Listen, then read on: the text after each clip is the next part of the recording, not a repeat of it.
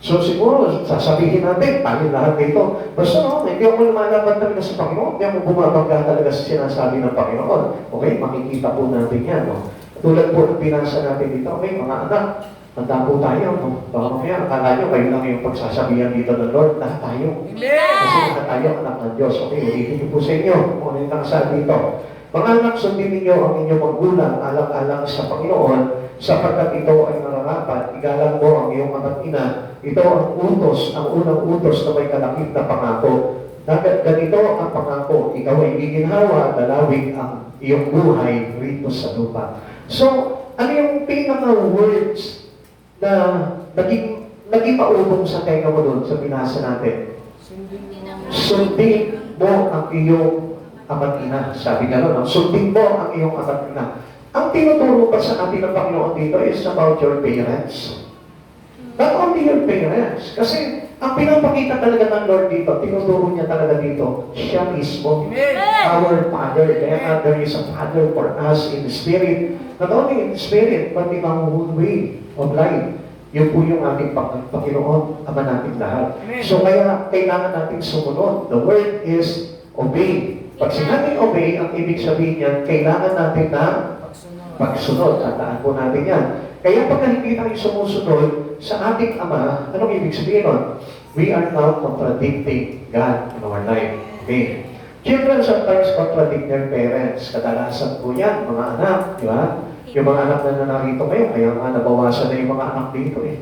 Kasi minsan lagi nadadaanan, ano? Yung papagsabihan sila, nadidisiplina, nalalaban sa tatay mo, nalalaban sa tatay mo. Kung minsan yun po yung ayaw na ayaw nilang papakinggan eh. Okay? Tingnan natin. This is a distressingly common occurrence. So, ibig sabihin po dito, yung bang parang nakakabahala na. Ganon din po sa atin bilang mga Kristiyano, nakakabahala na. Pag sinabi distressingly, ibig sabihin nakakabahala. Hindi yung kumbaga parang medyo parang complicated to Yung pag hindi na sumusunod ang mga Kristiyano sa Panginoon. Kadalasan, sige, they go to church, they listen to the words, they study the Bible. Pero ang problema po doon, yung po kanilang disobedient. Disobedient means contradicting.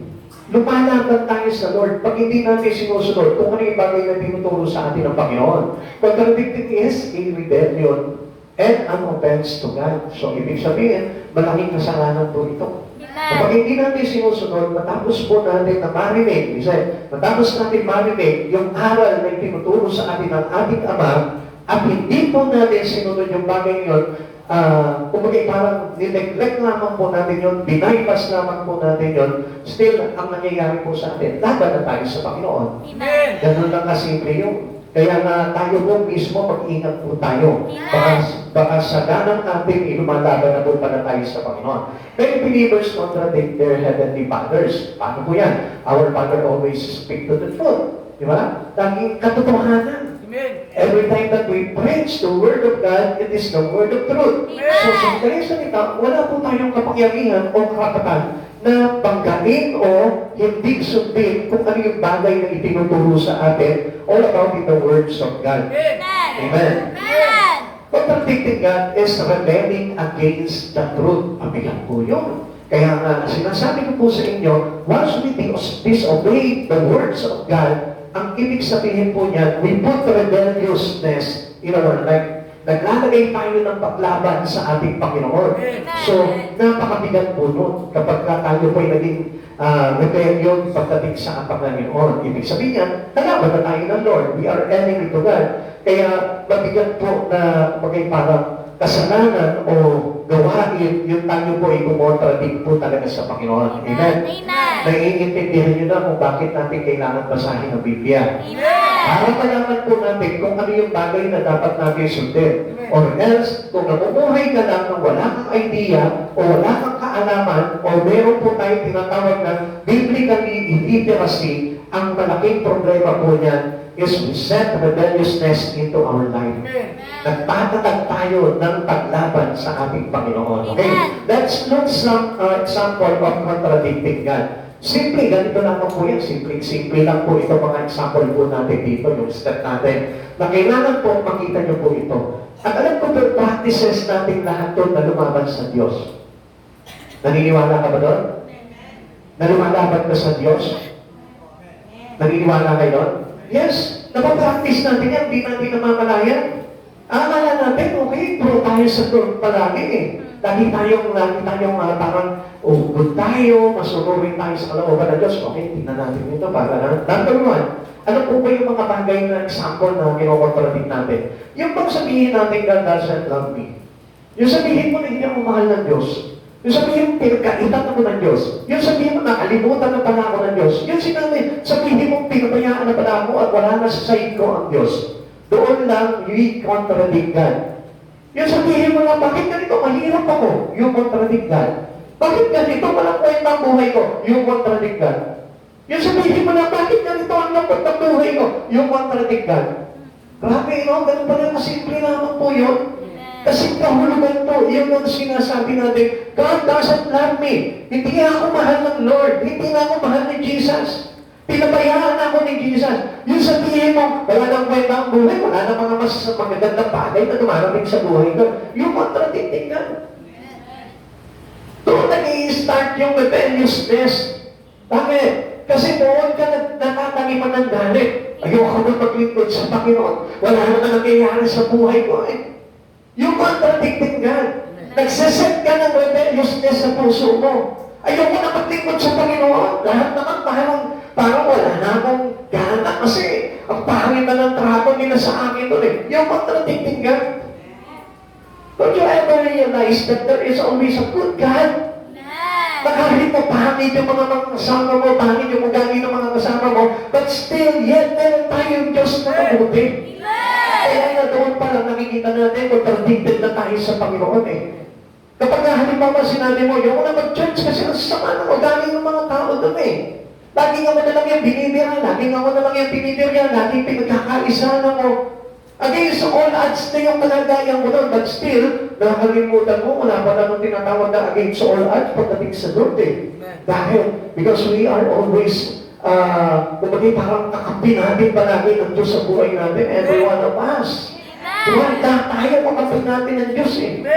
Kaya nga, as a Diyos, alam niyo po, dapat natin maintindihan na ang Diyos, mahal tayo. Inibig tayo ng Diyos. Na dapat natin maintindihan yung pag-ibig ng Diyos sa atin, hindi po magmamaliw yan, hindi mawawala yan. Nagkaroon ka ng karamdaman, mahal ka pa rin ng Lord. Nagkaroon ka ng kahirapan, mahal ka pa rin ng Lord. I-reject ka ng pamilya mo, mahal ka pa rin ng Lord. Hindi ka pumasa sa mga bagay na pinapangarap mo, mahal ka pa rin ng Diyos, Lord. Kasi hindi natin nakikita yung pagmamahal talaga ng Lord because the love of God is in the Spirit and in truth. Nandun sa katotohanan ng Espiritu. Kasi ang pagmamahal naman natin sa Lord, nasa material eh. Nasa physical eh. Kapag halimbawa pinagpapala, siguro malakas sa Lord to kasi yaman yun. Siguro ang lakas manalangin nito kay Lord. Kasi binibigay lahat sa kanya yung mga material na pangangailangan niya. Hindi ganun po. Ang usapan natin dito, mahal tayo ng Lord, whatever we have, whatever season, whatever circumstances.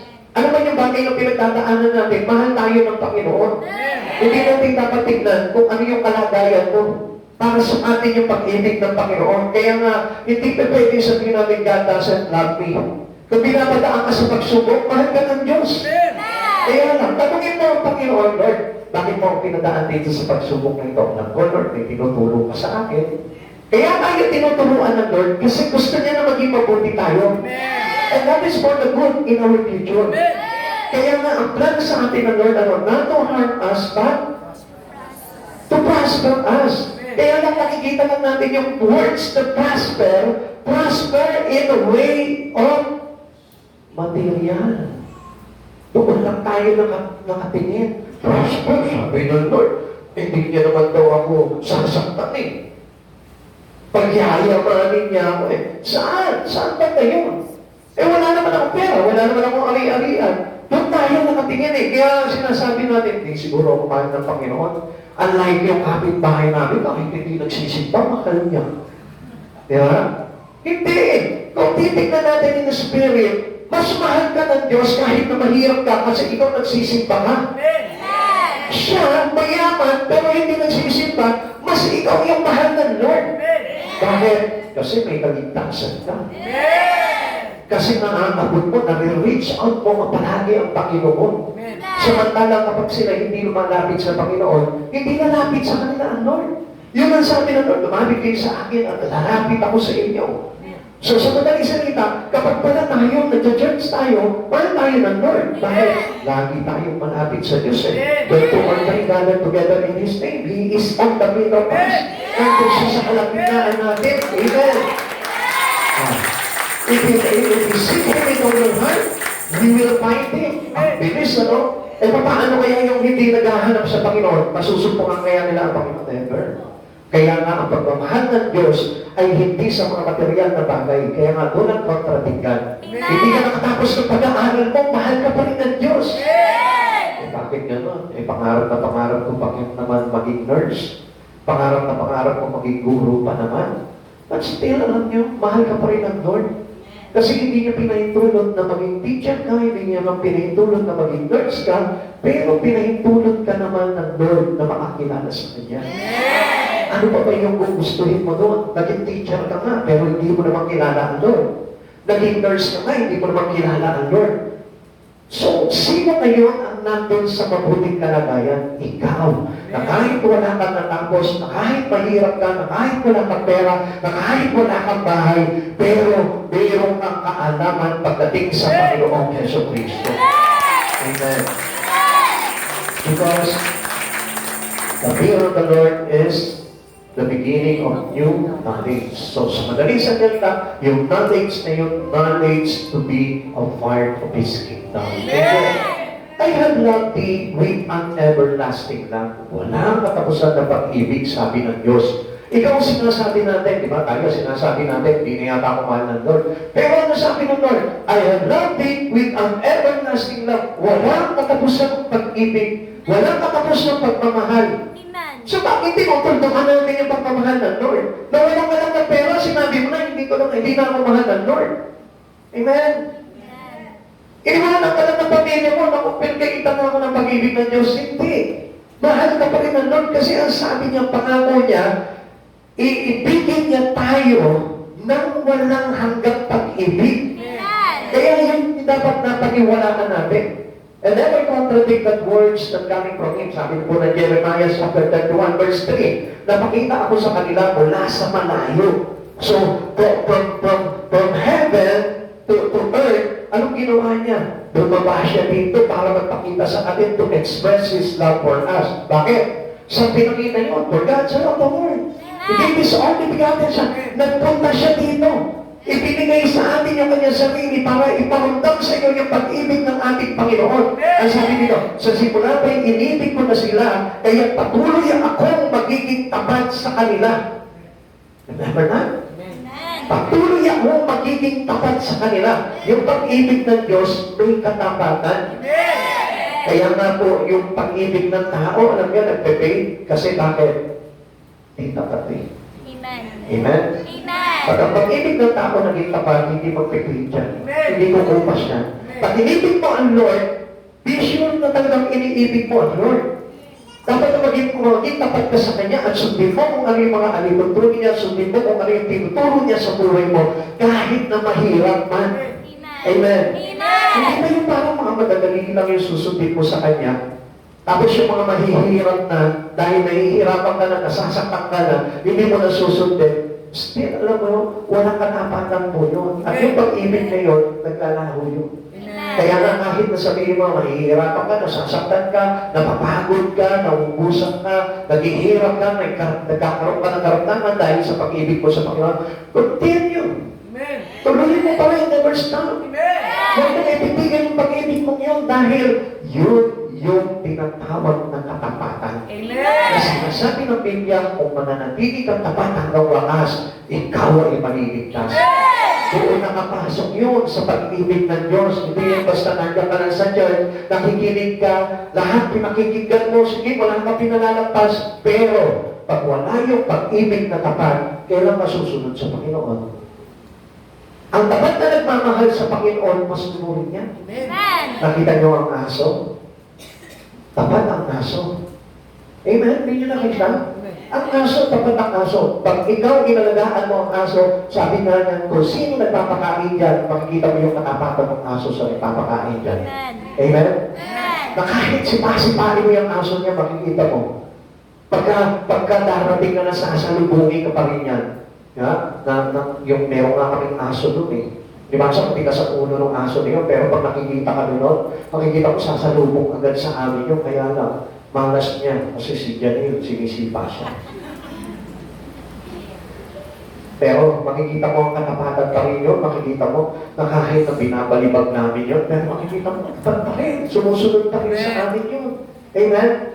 Yun yung katapatan, di ba? Kung isa, ang tapos, ipali mong isang beses, hindi ka na may babalikan yan. Iiwanan ka na yan. Di ba? Sa church nga lang mapagsalita mo lang ng konti aalis na yan, lilipat na ng ibang church yan. Di ba? Mapagalitan mo lang ng konti, iiwanan na yan ang church niya. Kung ano-ano mga masasakit na bagay na bibitawan niya sa church niya. Bakit? Kasi wala yung katapatan. Dahil ang totoo talaga nagmamahal sa Panginoon, kahit nasasaktan siya, kahit nahihirapan siya, kahit nasasaktan yung kanyang physical na pagkakatawan, hindi siya titigil ng pag-ibig sa Lord kasi nandun yung katapatan niya sa Panginoon. Amen. Pinahirapan si Jesus. Pinako sa krus na sugatan lahat ng sakit. Naramdaman po ni Jesus, but still, hindi niya tayo iniwan, hindi niya tayo pinabayaan. Yun yung gustong makita ng Lord sa isang katulad natin na nagsasabi sa kanyang, Lord, I love you, Lord. Lord, mahal kita. Yung we never contradict God, kasi yung contradicting to God, nagpapakita po yan ng disloyalty. Yung kawalan ng katapatan sa ating Panginoon. Hindi tayo nagiging tapat sa Panginoon dahil alam niyo po bakit? Kasi nga, iba yung tinitignan natin. The things that He did favor for us. Yung makapagbibigay lang ng pabor sa atin. Yun lamang po yung tinitignan natin. But, alam niyo, mga kapatid sa Panginoon, pag tinignan mo talaga yung magagandang bagay na ginagawa sa iyo, sa Espiritu ng ating Panginoon, may papakita mo rin talaga sa Panginoon yung katapatan mo. Lagi yung tatandaan, kailangan ang pag-ibig ng taong tapat pagdating sa Panginoon. Amen? Amen?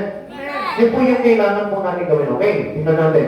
The Gospel declares God's love for us all. Tingnan nyo, mismo sa salita ng Diyos na nagdideklara po yan, na mahal po tayo talaga ng ating Panginoon. Unang-una, pinakita niya yan, the birth of Christ in Bethlehem's stable proved God's love. Alam niyo kung sa palasyo po ipinanganak ito si Jesus, wala, malilimitahan po yung pagmamahal niya sa tao. Maaaring ang mamahalin niya lang yung mga prinsipe, yung mga pangunahing kawal, yung mga nandun lang sa nasasakupan ng palasyo. Pero dahil sa sabsaban, lahat naabot yung pagmamahal niya. Amen.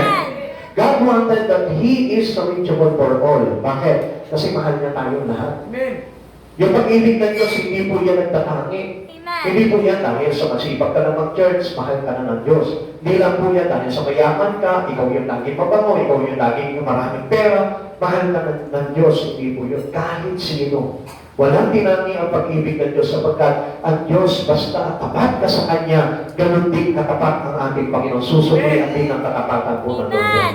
Ikalawa, the compassionate miracles of Christ prove God's love. Diba? Natatandaan po natin yung ginawa niya po doon sa kanyang kaibigan. Binuhay niya po itong si Lazaro. Alam niyo, hindi lang kay Lazaro niya ginawa yan. Okay, buksan niyo po yung inyong mga pintuan ng inyong spirito para maintindihan niyo. Akala natin, ang fair naman si Lord, si Lazaro, binuhay niya. O hindi. Pinakita niya lang yun physically na gagawin niya rin sa iyo pagdating ng araw. Basta, kailangan doon ang contradict God. Because pag si Lazaro, he never contradict his friend. Kasi pagkaibigan mo, hindi mo binabanggayan. Pagkaibigan mo, hindi mo nilalabanan yan. Pagkaibigan mo, hindi mo tinetrader yan. Pagkaibigan mo, hindi mo pinagkakanulo yan. Ganun po yun dahil kaibigan niya itong si Lazaro. Amen?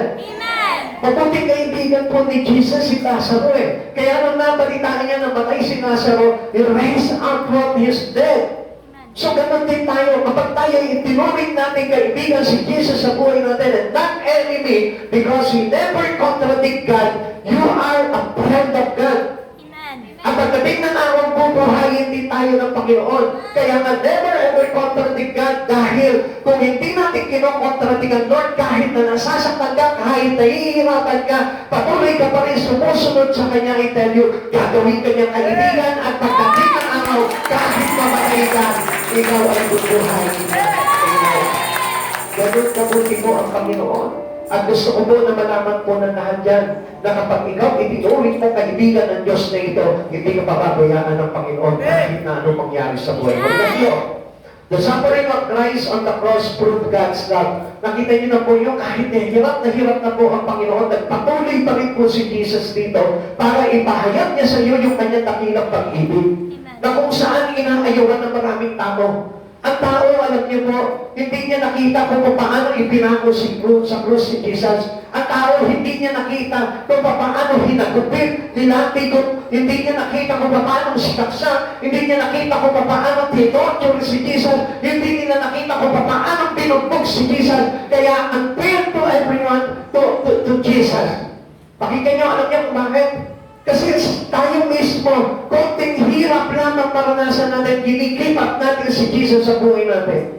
But Jesus, the whole thing that makes Him pain, hurt, and suffering, na tinanggap niya dahil sa pag-ibig niya sa atin, sa laki ng pag-ibig niya sa atin, hindi niya tayo binitiwan at hindi niya sinukuan yung mga ginawa sa kanya sa krus. Amen. Ang tanong dito, kanina sabi nyo, hindi natin kinokontradik ang Lord. Bakit ngayon tayo kinokontradik natin yung ginawa ni Lord? So, paano ba lang, Pastor? Yung bang meron ka ng masakit ng ulo mo, di mo na ako mag-church. Contradicting God. Yung bang meron ka ng maliit na problema, ayaw mo na mag-church, bibitawan mo na ang Lord. Yung meron ka lang nakagalit sa church mo, ayaw mo na mag-church doon. Nawala na yung pag-ibig mo doon sa church, nawala na yung pag-ibig mo sa ministry, nawala na yung pag-ibig mo sa pag-aaral ng salita ng Diyos. You contradict God. Remember how hard the dinanas ni Jesus during His cross? Naaalala mo ba yun? Alam mo ba kung anong itsura ni Jesus habang nagsasabang siya dito? Hindi ganyan kagaganda. Hindi ganyan kagagwapo. Ang itsura ni Jesus, yung kala mo ba na parang uod na pinisan? Yun ang larawan ni Jesus. Nakakita ka na ng uod na tinapaktapakan, tinurog-turog. Ganun ang itsura ni Jesus nung siya po ay nakabayubay sa cross. Pero, sinabi niya, I'll give up you. I-give up kita. Ayoko na sa'yo. Bibitawan na kita. Pababayaan na kita. Hindi sinabi ni Jesus yun. Instead, ang sabi niya, it is finished. Naganap na. Mga kapatid sa Panginoon, tinapos niya yun. Final accomplishment ni Jesus. Samantalang tayo, ayaw natin mag-accomplish sa Lord. Patapos na ang labanan mo sa minister mo, hindi pa po pa si Jesus. Magkakagumpay ka na sa ministry mo, hindi pa po pa si Jesus. Matatapos na yung service, nawalan ka pa ng gana. Amen? Nakita niya yun? Don't just see the love of God into you. Hindi ka niya tinipa. Samantalang tayo, makakapagod na mag-church siya. Napapagod na ako mag-akyat dyan sa church na yan. Kasi, dami nilang niyo, may Sunday, may Wednesday, may ganito, may ganyan, may ganyan. Imagine mo na lang kung anong itsura ni Jesus nung nakabago siya sa krus. Kaya nga ang hirap eh. Minsan, nakakabagbag ng damdamin kung aalalahanin mo lang. Sabi ko nga po sa inyo, if you are spiritually blind, makikita mo yung sarili mo, maganda lang. Pero hindi mo makikita yung kaluluwa mo na maganda rin. Pero si Jesus, kung pangit ang itsura niya, pero grabe naman yung pusilang kalooban niya. Amen. Grabe naman yung pag-ibig niya para sa iyo. Amen. Amen. Amen. Ika-apat, the forgiveness of Christ proves God's love. Yung mga dami nating kasalanan, tapos pinatawad ka ba niya? Amen? Amen. Yung mga dami-dami mo mga mabibigat na ginawa, pagkakasala sa Panginoon, sa isang lapit mo lang sa Kanya, sa isang repent mo lang sa Kanya, sa isang sinabi mo lang, Lord, pagbabago na ako, tapos na. Kinalimutan niya na. yung iyong mga kasalanan. Grabe, no? Yung pag-ibig ng Lord, napansin niyo po ba yan? Tanongin mo nga yan, tabi mo. Nararamdaman mo ba ngayon yung pag-ibig ng Lord? Nararamdaman mo ba yung pag-ibig ng Lord? O sabihin mo sa kanya, o baka nararamdaman mo na paggabi na. At kailangan na natin umuwi. Nakita niyo yung pag-ibig ng Lord? Ano? Amen? Amen! Kaya nga yung pag-ibig dapat natin, sukulian natin, we need to respond into the love of God. Luke chapter 23, verse 34, sinabi ni Jesus, Ama, patawarin mo sila sapagkat hindi nila nalalaman ang kanilang ginagawa. Ganun pa rin ang sinabi ng Lord. Amen? Matapos na magkasala-sala ka, matapos na talagang intentionally ginawa mo yung kasalanan, tapos ang sabi ni Jesus, Ama, patawarin mo sila, hindi nila alam ang kanilang ginagawa. Intentionally ginawa mo yung kasalanan na yun, tapos sinabi ni Jesus, Ama, patawarin mo sila, hindi nila alam yung kanilang ginagawa. Ganun pa yung sinabi. Hindi sinabi ni Jesus na, intentionally naman itong ginawang kasalanan ito, Ama, batukan mo, isa lang. Para mag-isip sa katotohanan, hindi niya sinabi. Hindi niya pa rin pinaglumalpitan ng tao sa kanilang ginawang kasalanan. Kaya sabi ng Lord, Father, do not harm these people because I love thee. Mahal niya pa rin ang tao dahil ibinigay sila ng Ama sa Kanya. Kapatid, matapansin mo po yun. Tayo kuminsan kontra tayo ng kontra sa Panginoon, laban tayo ng normal sa Panginoon eh. Kuminsan alam niyo po, yung pag-ibig namin sa Panginoon, what eh, fake. Kaya nga kuminsan pag nag-church tayo, doon na nahahayag na yung pag-ibig natin sa Panginoon eh. Pansinin mo, kapag ang isang tao talagang doubt niya talaga ang Panginoon, pinaghahandaan niya ang Lord. Amen. Pagka alam niya may service na ganda makita mo, paghahandaan niya yan. Amen. Baka siguro kung Wednesday, baka Monday pa lang handa na yung katawan niya, yung espiritu niya sa pagdalo ng Wednesday.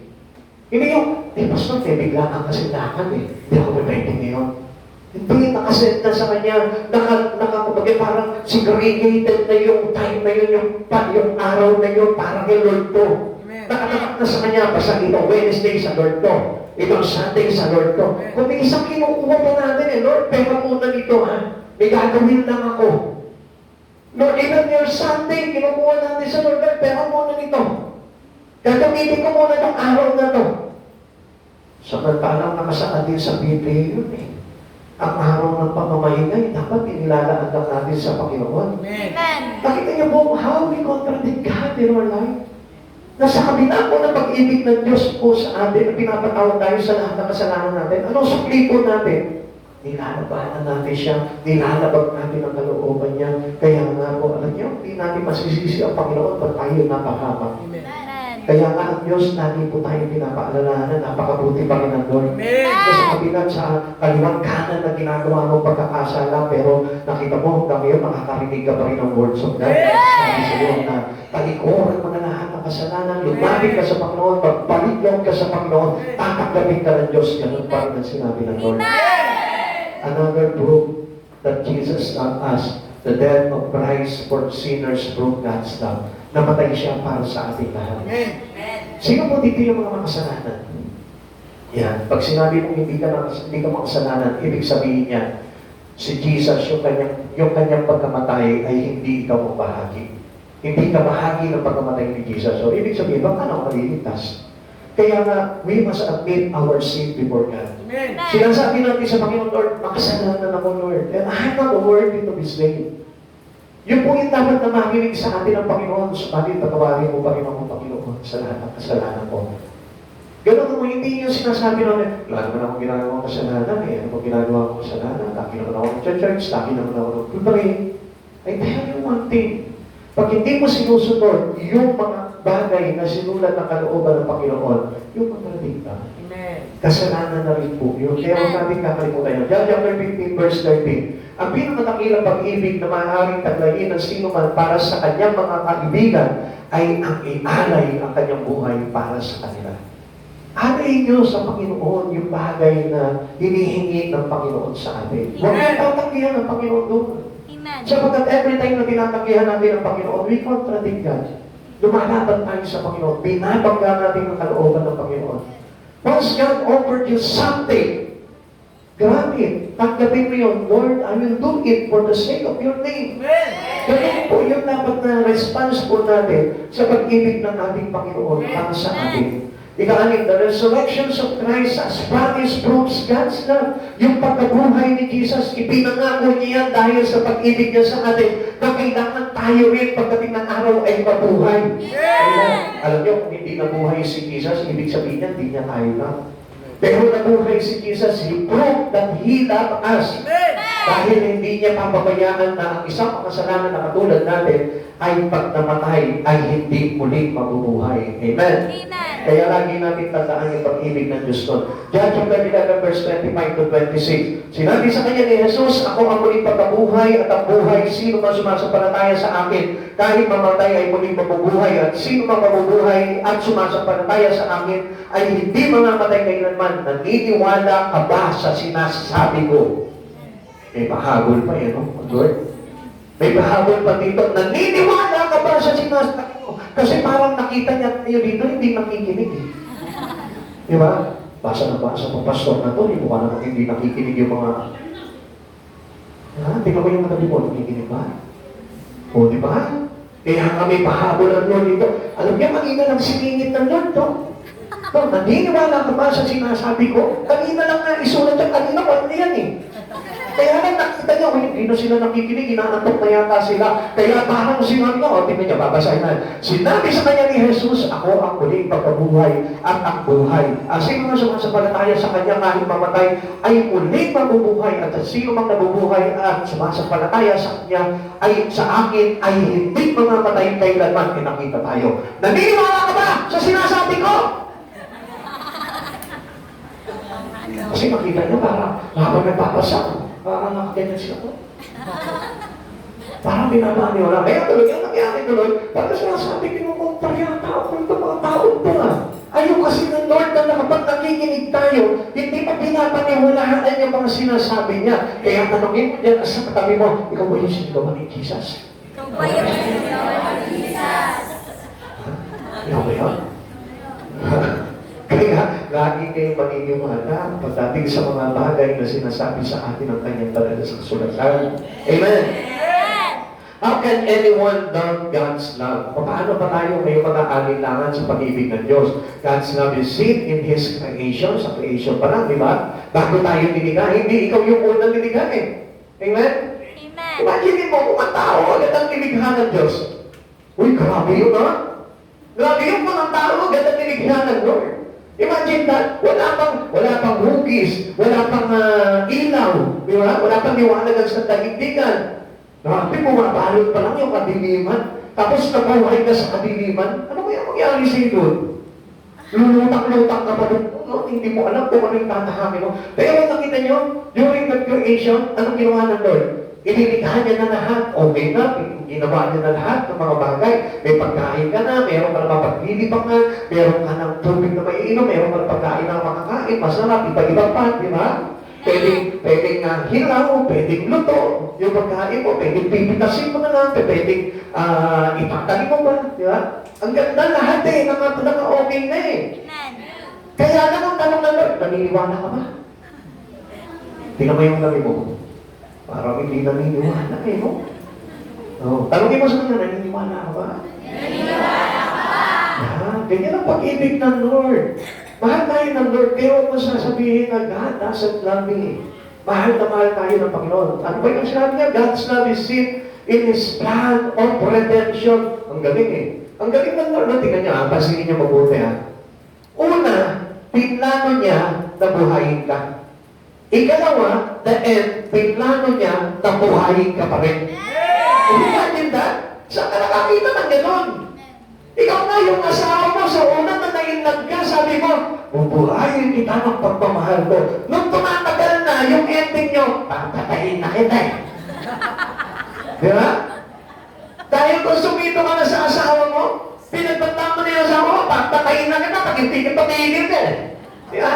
Nung una, ang sabi mo, papatayin kita, bubuhayin kita ng aking pagmamahal. Ha? Sinasabi, kahit mahirap ako, mabubuhay tayo sa pag-ibig natin sa isa't isa. Ito na, dumaan na ang maraming panahon. 2,000 years later. Nagkasagutan, wala na entregang pera yung mister niya. Ang sabi niya, siguro ginastos mo na naman, hindi ka na naawa sa pamilya mo. Papatayin na kita. Samantalang ang Lord, from the beginning, He give us life. And from the end, He give us life. Kaya natin ang ipag-ibig ng Panginoon ko. Sa umpisa at hanggang dulo, pinahal ka ng Panginoon. Ang tanong doon, pakipasok na lang sa eksama sa likod mo. Hanggang kailan mo mamahalin ng Diyos. Yan ang tanong dyan eh. Diba? Tanongin mo hanggang umabot doon sa mga wala ng pagmamahal. Doon sa mga nagsasabi wala ng pag-ibig sa kanya ng Diyos. Ha? Inabot ba kayo dyan?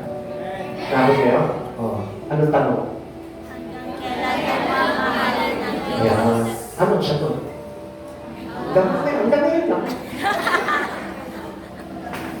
Mahalin mo ang Diyos hanggang sa dulo. Kasi yung katapatan na pagmamahal, yun ang hinahanap sa atin ng Panginoon. Never contradict God. Once na nagko-contradict ka sa Panginoon, ang ibig sabihin, it is a sign of undone. Yun yung isang tanda na hindi ka na umiibig sa Diyos. Pag binabagka mo na yung mga bagay na tinuturo sa iyo ng Panginoon, isang sign yan ng hindi mo na mahal ang Diyos. Yung nawawalan ka na ng gana, pagdating sa mga bagay na ginagawa mo, for the glory of God, isang sign yan ng wala ka ng pag-ibig sa Diyos. Kaya nga, never contradict God. Never contradict God's love. Mahal ka ng Diyos hanggang sa dulo ng walang hanggan. Hindi ka minahal ng Diyos hanggang sa 2030 lang. Hindi ka minahal ng Diyos hanggang sa 2060. Kundi mahal ka ng Diyos hanggang sa dulo. Kaya nga mahalin mo rin siya. Hindi yung Lord, mahal kita dahil wala akong ginagawa ngayon. Pag may ginagawa na ako, Lord, tsaka na kita mamahalin. Bukas na lang kita. Ano yun? Bukas na lang kita. Ano yun? Hindi ko alam yung tono nun eh. Ha? Paano? Parang wala akong yung sa tono eh. Alam ko ako lang eh. Ha? Sino yung mga bumibiring ko sa video eh? Sige, sample na. Ha? Sino? Sister Tere. Sample na, Sister Tere. Ano yun yung mata na yun? Bukas na. Bakit wala ko lang yung umpisa noon, ibibirit ko sa inyo, maniwala kayo. Kita mamahalin. Hindi ka maniwala. Ay, minsan lang kita ibig. Isa ka ng pakaso. Sabi pa.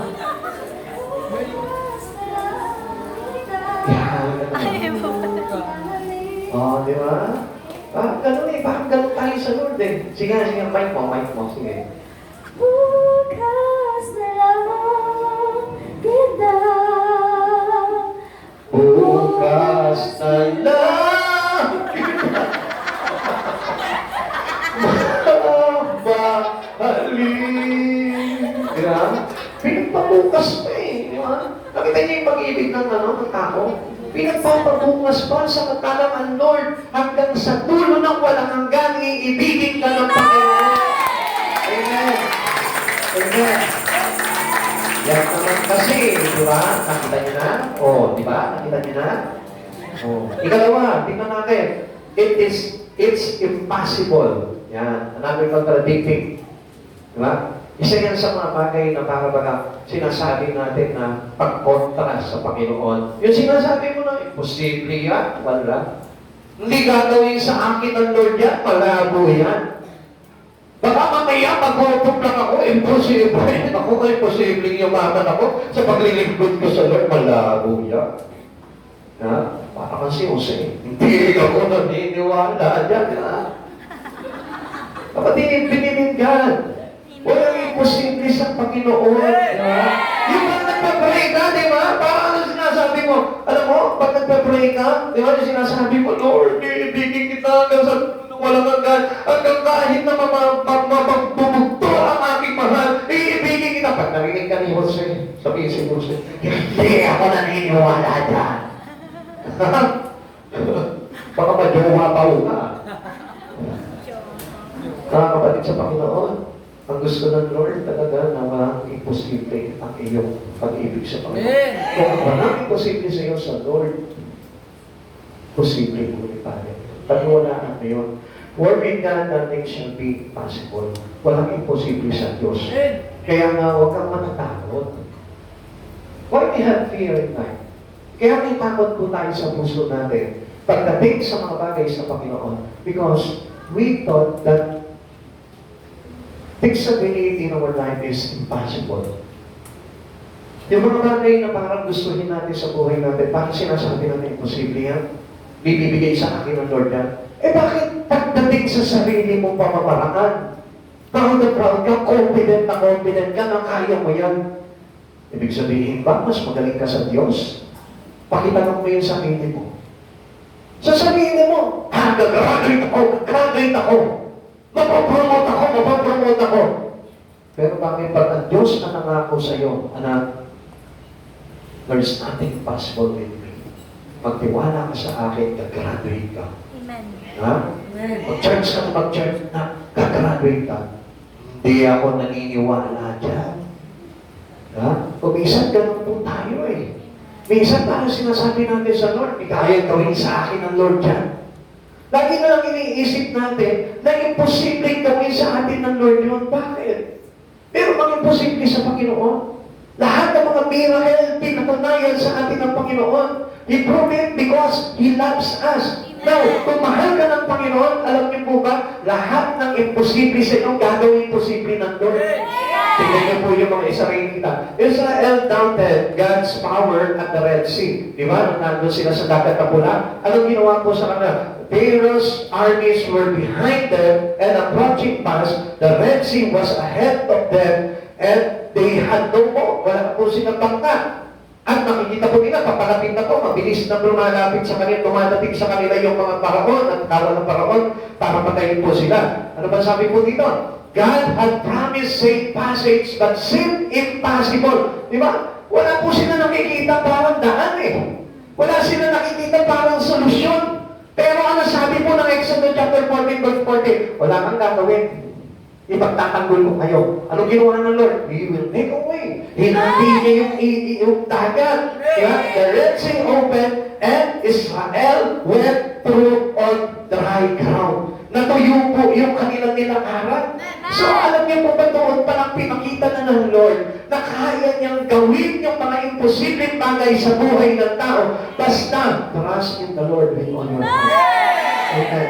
Kaya alam niyo, kaya nagiging imposible yung mga bagay-bagay ngayon sa buhay po natin. Kasi we don't trust God eh. Nawawala yung tiwala natin sa Panginoon and we contradict that in God nothing shall be impossible. Walang imposible sa Panginoon. Kaya ng Lord na bigyan yung mga anak mo ng magandang buhay sa hinaharap. Kaya ng Lord na paasensuhin at payamanin yung pamilya mo. Kaya ng Diyos na bigyan ka ng kapayapaan. Kaya ng Diyos na bigyan ka ng kasaganan sa buhay sa gitna ng kahirapan. Ang sabi ng Lord, di ba? Ang sabi ng Panginoon, sa gitna ng kahirapan, ano? Bibigyan ko kayong kaginhawahan. In times of famine, I will satisfy you. Kahit na magtagutom, sa gitna ng tagutom, ikaw, sagana pa rin sa mga pangangailangan mo. Sapagat yun ang pangako ng Lord that we never contradict the promise of God. Isa sinasabi natin, wala na akong pag-asa na, wala na akong trabaho eh. Ano ba mangyayari sa pamilya ko? Paano ba mapapag-aral yung mga anak ko? Wala na akong trabaho. Kaya anong gagawin mo ngayon? Magtitiwala ka sa sarili mo, pero nakalimutan mo, meron palang Diyos ng himala na humahati ng dagat na pula para tuyuin ito at makadaan ka. Nakalimutan natin yung mga himala na ginawa ni Yahweh. Di ba? Yung mga bagay na ginawang himala ng Diyos, nakalimutan natin na kaya rin gawin ng Diyos sa buhay ngayon. Maliban na lang kung iba ang Diyos mo. Pero kung si Yahweh pa rin ang Diyos mo, si Jesus pa rin yung tagapagligtas mo, I tell you, kung ano yung naranasan himala nitong sila Moises, nitong sila Noah, nitong sila David, nila Diyos, nila Jacob, gusto ko malaman mo, the same miracle will be happen to you. Kahit na anong bagay yun, kung si David naging hari, pwede ka rin niyang gawing hari. Kung si David napabagsak niya si Goliath, pwede mo rin mapabagsak lahat ng mga giants sa buhay mo. Masarap tiwala ka lang sa Panginoon. Sapagkat nangako ang Panginoon sa Exodus 14:14 na wala kayong gagawin, ipagtatanggol kayo ni Yahweh.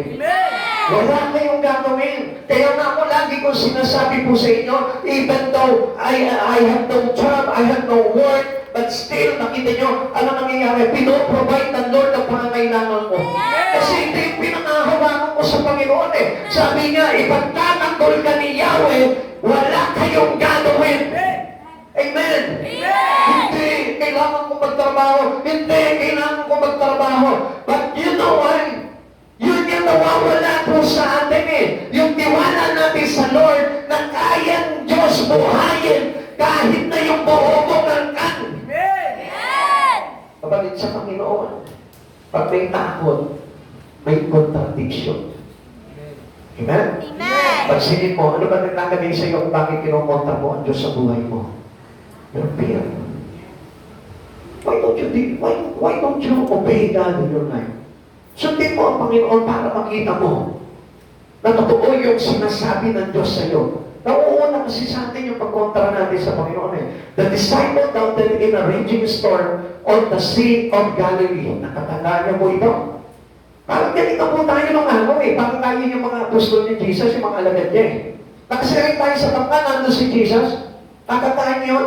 Amen. Tapos ano nangyari? Bumagyo. Nawalan po sila, natakot po sila.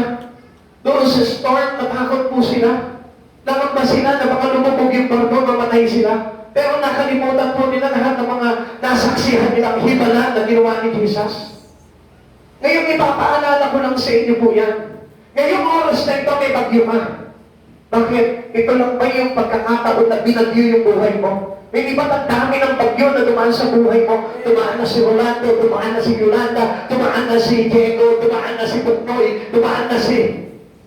Ang dami ng dumaan sa buhay natin bagyo. Ang daming pangalan. Amen. Amen. Amen. But still, tignan mo, gwapo-gwapo ka pa rin, ang ganda-ganda mo pa rin. Binagyo ka ba? Kung binagyo ka, lubog na ang mukha mo. Pinabayaan ka ba ng Lord? Kung pinabayaan ka ng Lord, di sana nakahandusay ka na ngayon. Pero, hindi mo ba nakita, wala ka namang ginawa sa bagyo nung tumigil yung bagyo. Amen. Ganun din po tayo. Kung nagtitiwala ka lang sa Panginoon, ano ang problema na meron ka? Basta magtiwala ka sa Panginoon at iulol mo yung pagtitiwala at katapatan mo sa Panginoon, huwag mong kukontrahin niyang makikita mo, wala kang gagawin. Lahat yan nakakalusin ng Lord. Position mo. Kung tatanungin ka sa oras nito, hindi ka ba dinagnan ng mga problema ng mga nakaraang buhay mo? Di ba meron? Amen. Di ba mas mabibigat pa nga? Amen. Pero bakit nakabangon ka? Because the promise of God, nothing is impossible for Him. Amen. Bakit ngayon natatakot ka na mawala ng pera? Eh, dati rin naman wala ng pera eh. Bakit ngayon natatakot ka na gutom? Dumanas ka na rin naman nung araw ng gutom. Bakit ngayon natatakot ka sa maraming bagay? Marami din naman takot sa iyo.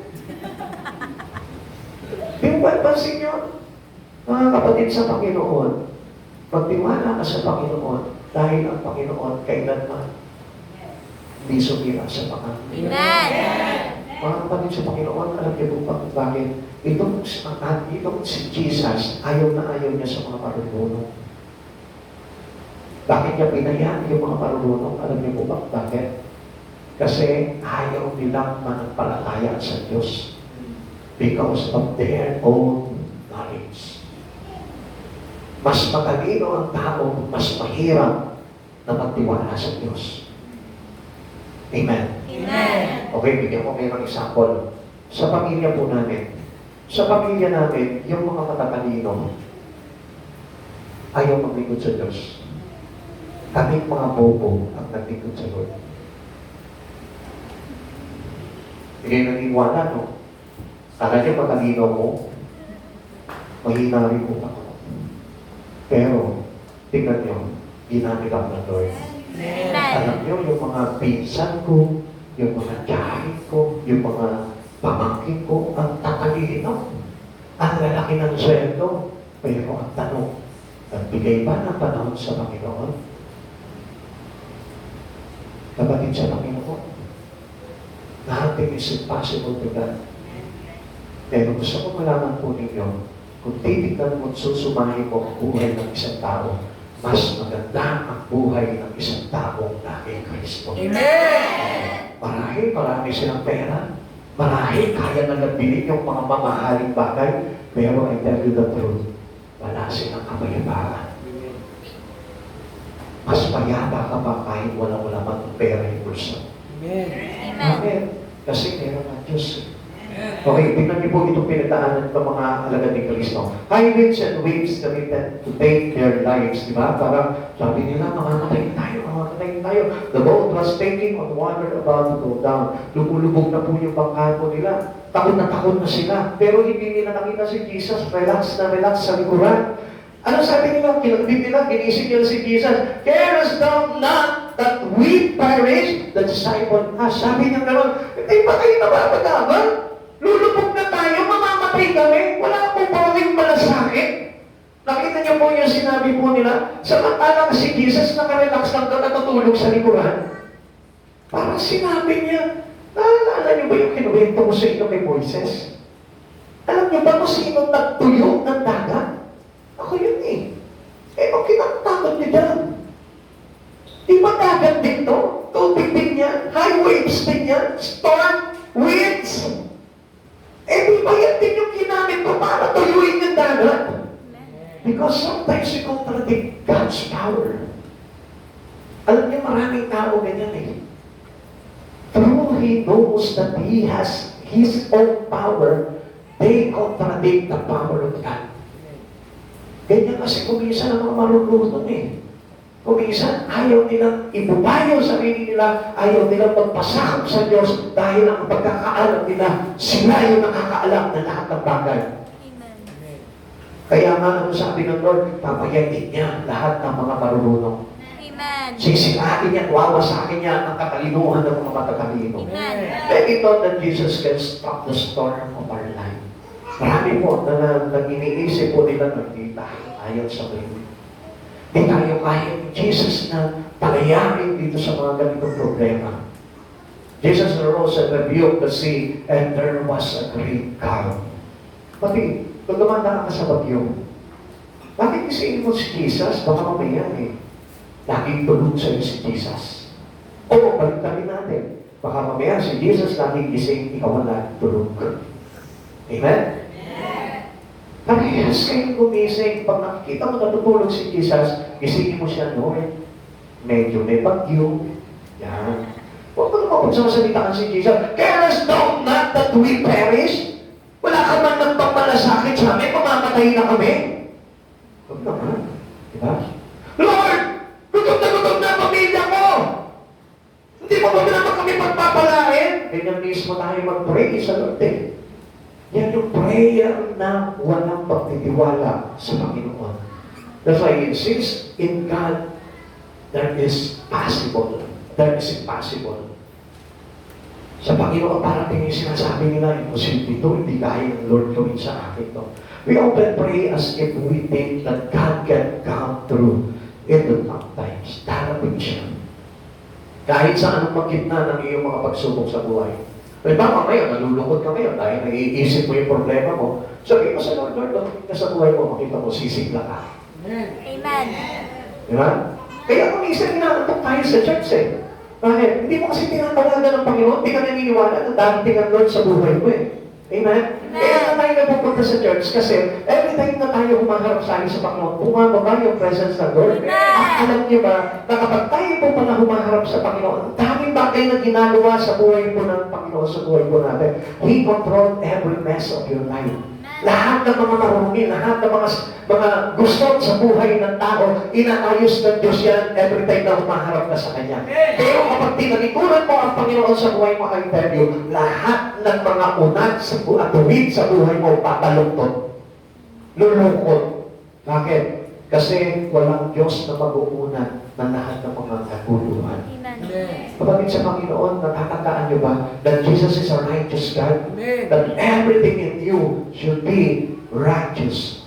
Anong ibig po sabihin po dito? Kaya nga po magulo ang buhay ng isang tao. Kaya nga po, there's mess in our life. Alam po kung bakit? Because we are unrighteous. Now, when Jesus come into you, in your top days, in your top time, ano mangyayari? Aayusin niyo yun because He is righteous. Alam niyo, nagpapagulo ng buhay ng isang tao, yung kanyang unrighteous living. Amen. Amen? Amen. You never see? Kaya nga pumasok sa atin ang kahirapan eh. Kaya nga pumasok sa atin ang lahat ng bagyo dahil sa kasalanan. But when the righteous God come into you, during the tough time into your life, I tell you, lahat yan aayusin ng Diyos at magiging payapa ang buhay ng isang tao.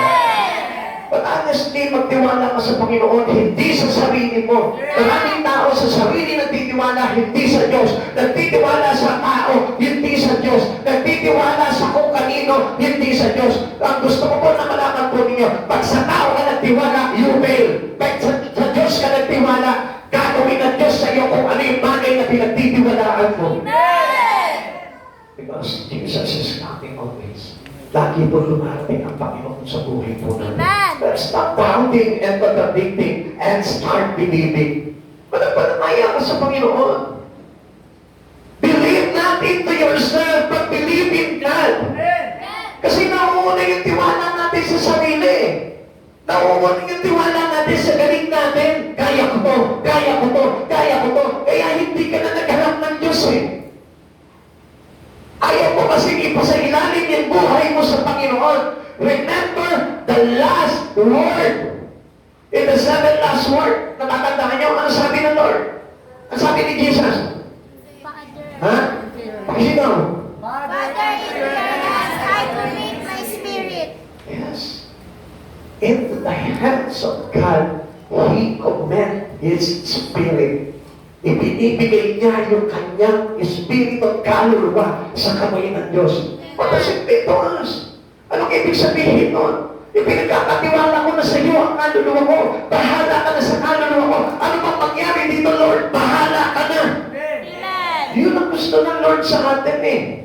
Kaya nga ayaw na ayaw, tingnan nyo ha, sa umpisa pa lang binawalan na ng Diyos na huwag kainin yung puno, yung bunga ng karunungan. Bakit? Kasi ganun ang mangyayari. Ang tao hindi na po magre-rely sa Panginoon kahit kailan. Kaya ano nangyayari? Pinapaya ng Diyos yung karunungan ng mga marunong. Tingnan niyo po yung mga scientifico ngayon. Pinapaya po sila. Hindi sila naniniwala. Pero they prove na yung mga bagay na natutuklasin nila ay nakasaad sa Biblia. Amen. Sila? Kasi akala nila malalampasan nila yung karunungan ng Diyos eh. Pero ano, sila mismo napapaya sa sarili nila dahil lumalabas doon sa mga theory nila, lumalabas doon sa mga invention man nila, yung mga bagay na nakasaad sa Biblia. Amen. Kahit na po yung robotic na yun, nakasaad din po yan eh. Nagagawin po talaga ng tao yan. O bakit yung ginagawa na nila ngayon? See? Nakita na ng Diyos yun kasi walang lingid sa kaisipan ng Panginoon. Amen. The Tower of Babel, destroyed by God. You know why? Alam mo po kung bakit? Kasi yung po yung karunungan na ginagamit nila bangga sa Diyos. And God hate those people who contradict Him. Kaya never contradict God. Amen. Even if you listen to the Word, even you study the Bible, you must listen and obey what you hear. Amen. Makinig ka at sundin mo kung ano yung tinuturo ng Biblia. Never ever contradict the Word. Amen. Kaya nga alam nyo, kung minsan nagsisisi ang Panginoon eh. Kung minsan nagsisisi ang Lord, bakit nag-aaral ka pa? Kaya alam nyo, kung minsan, inaalaw ng Lord na hindi ka makatapos sa pag-aaral eh. Kasi alam ng Lord na ikaw mismo babagga yung pinag-aaralan mo sa Kanya. Gagawin gagamitin mo yung para laban sa kanya. Kaya hindi niyo po ba napapansin? Ang dami po mga titulado, ang dami magagaling na abogado, ang dami magagaling na doktor, ang dami mga magagaling na ano man mga tinapos nila, wala sa Lord. Hindi kilala sa Lord. At alam niyo po ba kung nasan itong mga magagaling na ito? Bulong ko po sa inyo kung alam niyo kung nasan. Nasan? Nahihinga kayo? Ha? Nandun sa kasukuli. Narinig niyo? Amen. Nandun sila, yung mga abogado, yung mga doktor, mga politiko, nagkakisa sila doon. Kaya kung nangyayari ngayon, ginanamit sila laban para kay Jesus. See? Huwag ito. Dapat ito submit natin sa Panginoon. Amen. Ito, walang mangyayari dito. Amen. Kaya man, never contradict God in your life. Because when we contradict God, we oppose everything in the Lord. And you now become an enemy to God. Change your doubt into believing. Huwag kang makakalinlangan sa Panginoon. Because there is nothing impossible to Him. Ikatlo, I can overcome this temptation. Yan, sabi natin, di ba? Wala, hindi ko na malalagpasan to. Hirap na nito. Lulod na ako dito.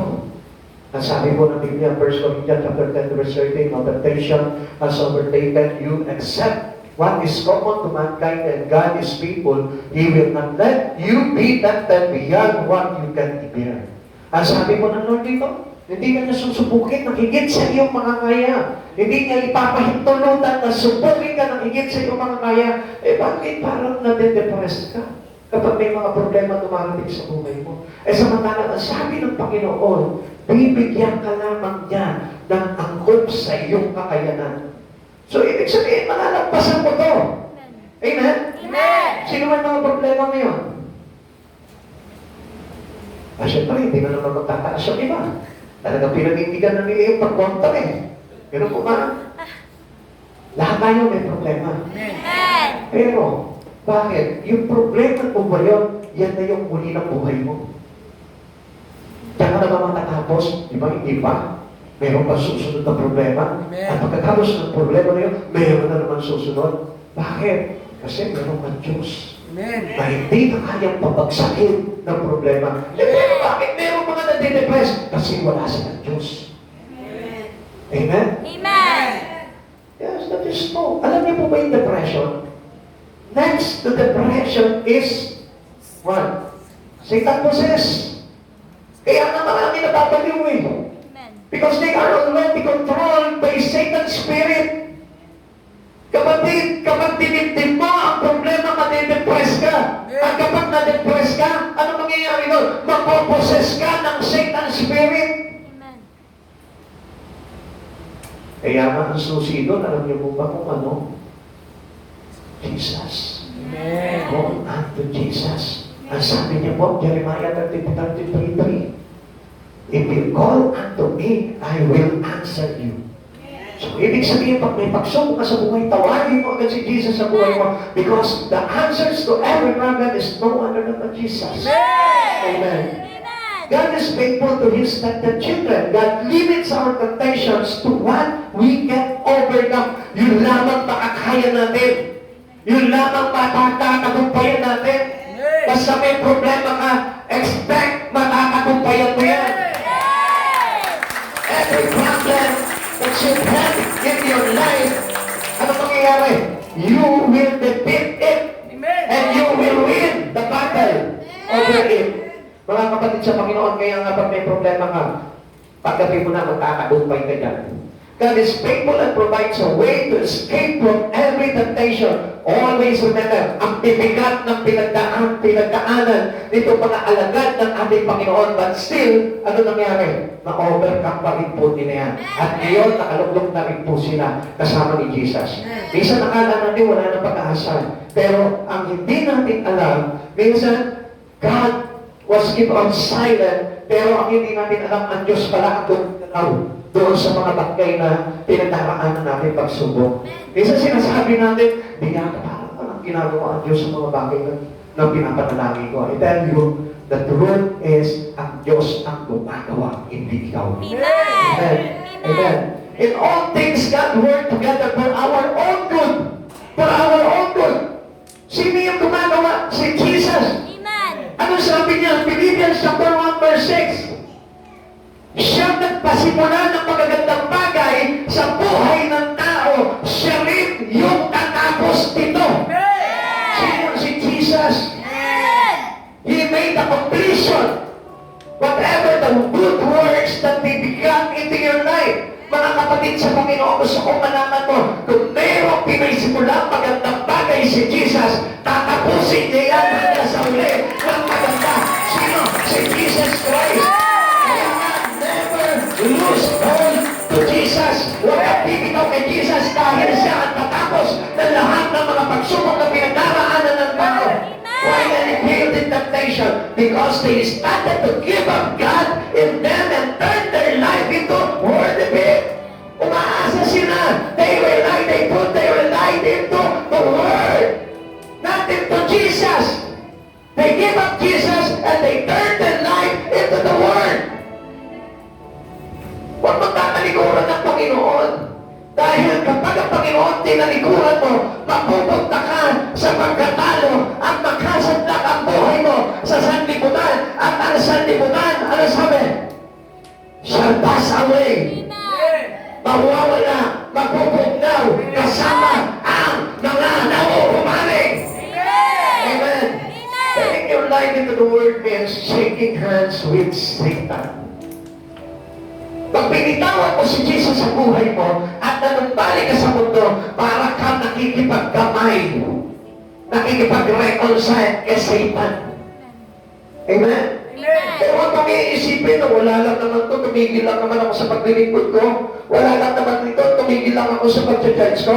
But I tell you one thing, para kang nakikipagkamayan kay Satan na sinasabi ko, I will return now to you, my Master. Satan, Satan should be your master. Siya na ngayon yung magiging Panginoon sa buhay mo. Never give up. Amen. Walang mananampalatayang sumusubok. Amen. Sapagkat kung ang Diyos nating mananagumpay, tayo rin po'y magtatagumpay. Kapatid, listen to this, Jeremiah 32 verse 35. Ako'y tinalikuran nila, bagaman patuloy ko silang tinuruan, ayaw nilang makinig o tumanggap man ng payo. Listen to the voice of the Lord. Listen to God's counsel. Kapag nakinig ka sa Panginoon, gusto kong malaman mo, hindi ka kontra sa Diyos. Marami pong tao kontra sa Panginoon. Kaya ano nangyayari? Nababalik sila sa kamay ng kaaway. If you put contradictions to every words that you heard into your ears, I tell you, magiging kalaban ka ng Diyos. At sa huli, talunan ka dahil ang iyong buhay ay mailalagay mo at maibabalik mo sa kamay ni Satanas. Tayo po natin magsitayo. Kaya nga sabi ng Lord listen to His voice. Listen to the voice of the Lord. Makinig ka sa tinig ng Panginoon. Sapagkat ang Diyos ang magsasabi sa iyo kung ano yung bagay na dapat na gawin ng isang katulad natin. At sa oras na ito, hinihiling ko sa Panginoon na sabugan niya at buhusan niya tayo ng kanyang Espiritu para na sa ganon, manatili tayo matatag at malakas sa pananampalataya ng Jesus. Natatandaan niyo ba yung sinabi niya kay Peter? Nung siya po ay tinatuan ni Jesus, tinatuan niya si Jesus. Ang sabi sa kanya ni Jesus, patuloy niyang ipinapanalangin si Peter nang sa ganon, hindi mawala ang pananampalataya ni Peter. Kapatid, sa oras na ito, alam mo ba, hindi ka binibitawan sa panalangin ng Panginoon. Na kahit na kumukontra na yung Espiritu mo sa Kanya, at di mong parang bibitaw ka na kay Jesus. One thing is good, na ang Diyos mismo, hindi ka binibitawan. Kaya lang, mga kapatid sa Panginoon, ang masakit. Ang masakit, alam niyo po kung ano? yung patuloy na bumibitiw ang tao sa ating Panginoon. Huwag bumibitiw ang Diyos kahit anong mangyari.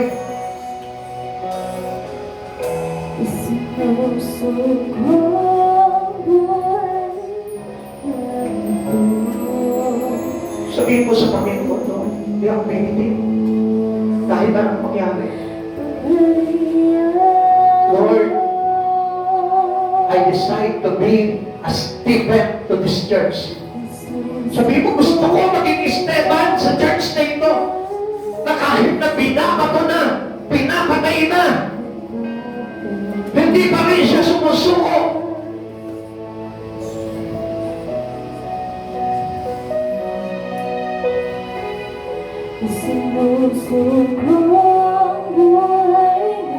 Na kahit nandun na, yung persecution, yung pag-uusig, hindi pa rin siya bumibitayo.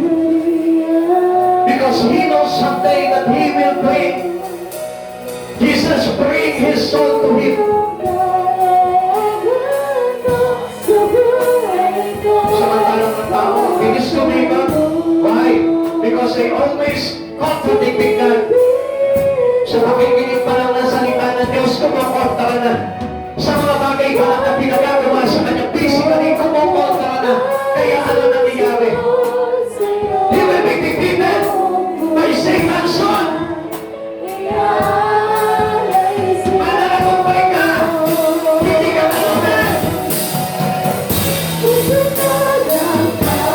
Napag-ibang ka, hindi alay. Ang kutero ka, dapat na bitawan.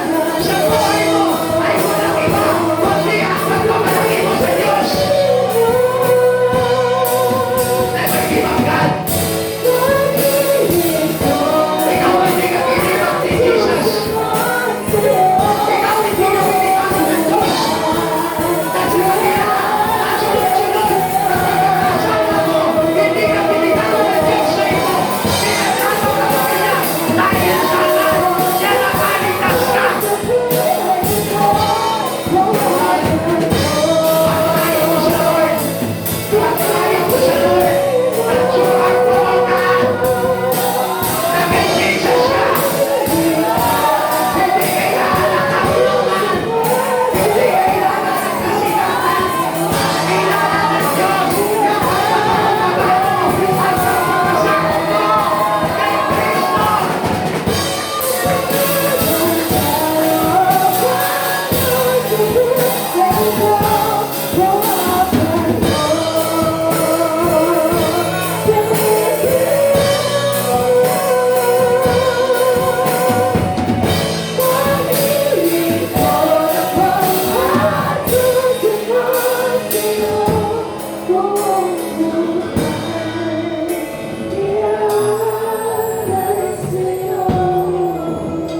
Minsan nga, nararamdaman na natin na nangungusap sa puso mo, Panginoon. Pero kinumontra mo pa rin. Minsan ang Diyos na nga nangungusap sa puso mo, pero binabaliwala ko pa rin. Parang nakakala mo, parang hindi ka nakayang tinagin ang Panginoon sa buhay mo. Kapatid sa Panginoon, ang Diyos na ito lagi nangungusap sa buhay ng bawat isa atin. Kaya lang, maraming tao laging kontra. Sinasabi mo ng Diyos sa kanya, anak, huwag yan. Malalaglag ka dyan. Anak, huwag yan. Yan ang ikalalaglag mo. But still, kinokontra mo pa rin to, Lord. Gusto ko ito, kailangan ko ito. Gagawin ko pa rin ito. Nakalimutan mo ang babala ng Diyos. Kaya isang araw, napahamak ka na wala ka sa Diyos. Uli ka na numbalik sa kasamaan ng sanlibutan. Batid sa Panginoon, pansinin niyo lamang po ito. Bago po tayo magtapos.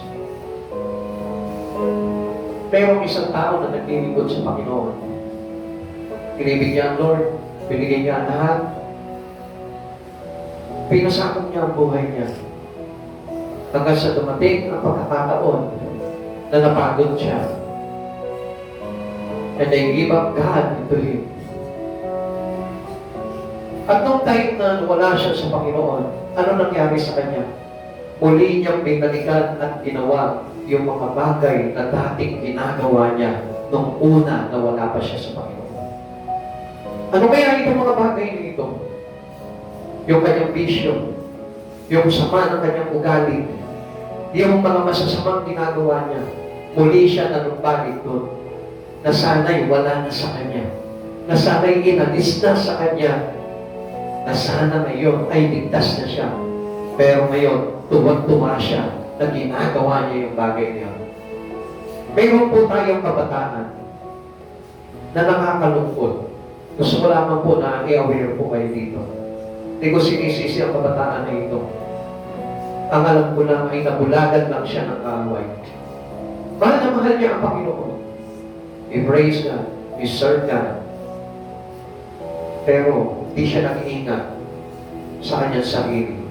Nakisama pa rin siya at nakibagay sa mga taong gumagawa ng mga kasalanan, ng bisyo, ng kahalayan, ng mga makasanibutang bagay. Kaya isang araw, tumalikod siya sa Panginoon at nanumbalik siya sa ganong kalagayan.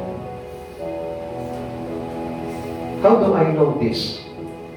Because the mother itself of this child, o bata na ito, ang nagsabi sa akin, Pastor, naglalasing na po siya. Pastor, bumabarkada na po siya. Pastor, kasama niya na po yung mga masamang barkada niya ng araw. Pastor, nagbubura na po siya. Pastor, lumalaban na po siya sa akin. Pastor, gabi na po siya umuwi ng bahay. Pag-isipan niyo mga kabataan, sapagkat ganyan din po ako nung araw. Nung araw, lahat ng bisyo nasa akin. Sinabi ko po sa inyo, pinatutunguhan ko po sa inyo. Nasangkot pa ako sa isang sindikato na kung saan nagbebenta ng droga, gumagawa ng mga counterfeit bills. Hanggang sa iyo mga kasama ko, nahuli, lifetime, nakakulong pa rin hanggang ngayon, di pa kinakakalaya. But fortunately, because of the love of God into me, siguro nakita niya na may puso rin ako para paglingkuran siya. Salamat sa Panginoon dahil ginamit niya ako. Tinanggal niya ako doon, iniiwas niya ako sa kapahamakan. Kaya isang araw, tinalikuran ko lahat ng mga bagay na yun. Tinalikuran ko ang drugs, ang alak, ang sigarilyo, ang mga masasamang barkada, ang masasamang lugar na pinupuntahan namin, ang mga masasamang ginagawa ng mga kabataan ng araw, ang pakikipag-away, ang pakikipag-rapulan, ang pagpatay. Tinalikuran po namin lahat yan. Pinalikuran ko po yan. Sapagkat mabuti ang Panginoon na kumupo pa tumawag sa akin. Kapatid, pansinin mo ngayon. Sabi ko sa Panginoon, Lord, ayoko nang mawala sa iyo. Natatakot ako. Alam niyo mga kapatid ko bakit? Dahil alam ko na kapag lumaban muli ako sa Panginoon, alam ko kung saan ba mabalik ang buhay ko. Baka mas masahol pa sa mga bagay niyon. Isang testimony ang pumukaw po sa akin sa isang kabataan na dito. Sabi niya noon, simple testimony lamang po.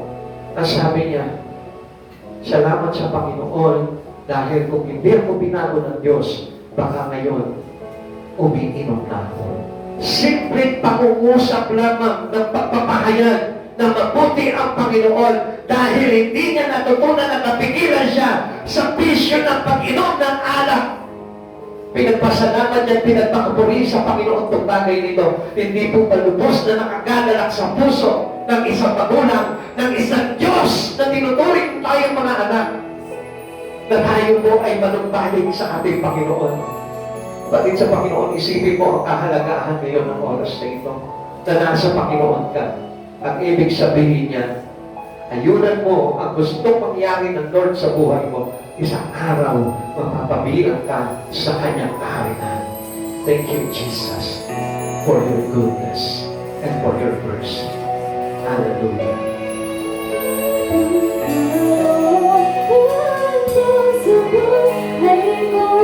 On a glorious God, we have been alive. Napakabuti ng Diyos na ito. Na hindi ka pinabayaan. Sa kahit na minsan, pinukonto mo yung mga bagay. Na pinupuno niya sa iyo para makabuti ka. But still, inuunawa ka pa rin ng Diyos. Dahil ang nais na Panginoon, maligtas ka. Mahiya mo ka. Sa kaparusahan ng buhay na kamatayan.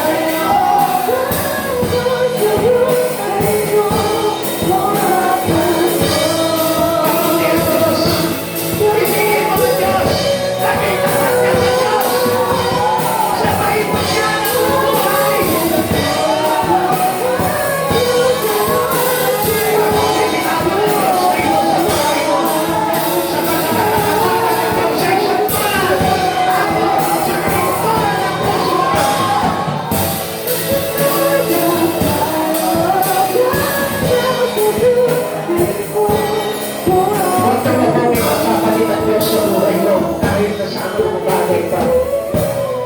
Kahit na sa iyong mga ginagawa ngayon, huwag mong ipagpapalit ang Diyos. Sapagkat sa huling araw, kakailanganin mo siya at kakailanganin siya ng pamilya mo. Maniwala ka sa aking kapatid sa Panginoon. Isang araw, makikita mo, kakailanganin mo ng todo ang Panginoon sa buhay mo. At kapag naging tapat ka sa Panginoon, hindi ka papahindihan ng Panginoon sapagkat nothing is impossible to God. Salamat sa Panginoon na ito na kailan may hindi naglihim ng mga mabubuting bagay para sa atin. Salamat kay Yeso Kristo sapagkat siya yung magtawag sa atin para mapabuti ang buhay natin. Tayo po na tayo manalangin sa Panginoon. Panginoon, nagpapasalamat po kami sa biyaya ng kagandahang loob na ibinubuhos mo sa bawat isa sa aming lugar. Kaya mo na sa oras nito, Lord, pasalamatan ka namin, Panginoon, ang buong puso, buong kaluluwa, Panginoon, buong lakas. Panginoon, salamat po sa kabutihan mo, Lord, sapagkat alam namin, O God, minsan man, Panginoon, lumalaban ang aming mga espiritu sa iyo, O God. Subalit, Lord, patawarin mo po kami, O God. Kabigin mo po kami, Panginoon, at huwag mong pahintulutan na tuluyan lumaban, Panginoon, ang aming mga espiritu sa iyo, O God. Sapagkat ikaw yung katotohanan, Panginoon, at kami yung kalikuan, O God. At inaamin namin sa iyo, Panginoon, na buhay kami unrighteously, O God. Kung kaya kailangan man namin bilang banal na Diyos, ang katotohanan at ang katwiran ay nasa iyo, Panginoon.